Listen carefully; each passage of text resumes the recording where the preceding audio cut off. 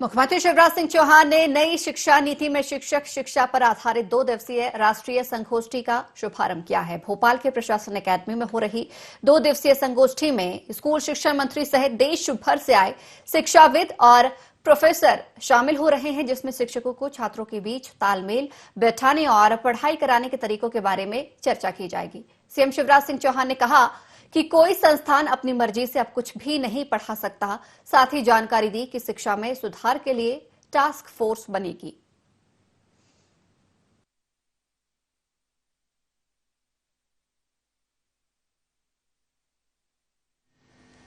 लेकिन आमतौर पे अगर हम देखें तो शिक्षा के 3 उद्देश्य होते हैं। एक, ज्ञान देना, दूसरा कौशल देना और तीसरा नागरिकता के संस्कार देना। शिक्षक की शिक्षा का अर्थ ही है क्या बस्ते के बोझ से नीरस प्रयत्नों के साथ। अब ड्रॉप आउट रेट का एक बड़ा कारण यह भी है कई बार कि तरीका पढ़ाने का ऐसा कि बच्चे सोचते हैं कि कब पिंड छूटे,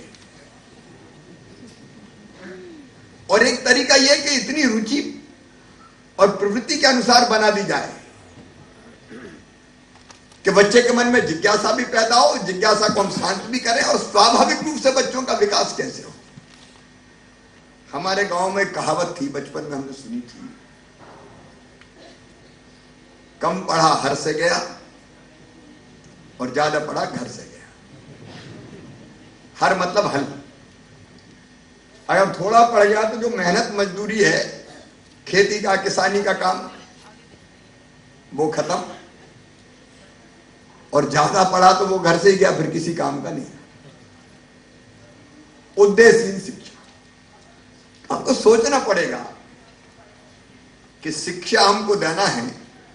एक स्तर तो वो है कि जिसकी जानकारी एक स्तर तक शिक्षा, हर बच्चों को वो बुनियादी जानकारियां हो, लेकिन उसके बाद हम रोजगार भी अगर वो ना पाए इतने वर्ष, और रोजगार का मतलब केवल सरकारी नौकरी का सवाल नहीं है, हम उसके हाथों में ऐसा कौशल तो दे दें वो आत्मविश्वास से भर के अपने आजीविका के साधन खोज सके।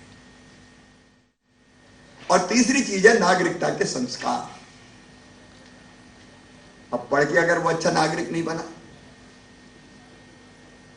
मेहनती, चरित्रवान, ईमानदार, देशभक्त, परिश्रमी, केवल अपने लिए नहीं जीने वाला, देश और समाज की भी सोचने वाला, औरों के लिए भी काम करने वाला एक श्रेष्ठ मानव ना बन सके, तो ऐसी शिक्षा का अर्थ क्या है।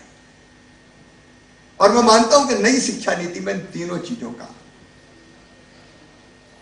पर्याप्त ध्यान रखा गया है। एक मर्यादा जरूर तय करनी पड़ेगी। हमको बेहतर इंसान तैयार करना है, आतंकवादी तैयार नहीं करना है। तो हमको ये दिशा निर्देश करना पड़ेगा, ये सरकार की ड्यूटी है। ऐसी स्वतंत्रता किसी को नहीं दी जा सकती कि वो कुछ भी पढ़ाए। इसका अर्थ केवल अंकुश रखना नहीं है, नियंत्रण नहीं है, लेकिन गलत दिशा में अगर कोई जाएगा तो उसको रोकना ये भी सरकार की ड्यूटी है, सरकार का कर्तव्य है। उसका प्रभावी ढंग से हमको निर्वाह करना होगा।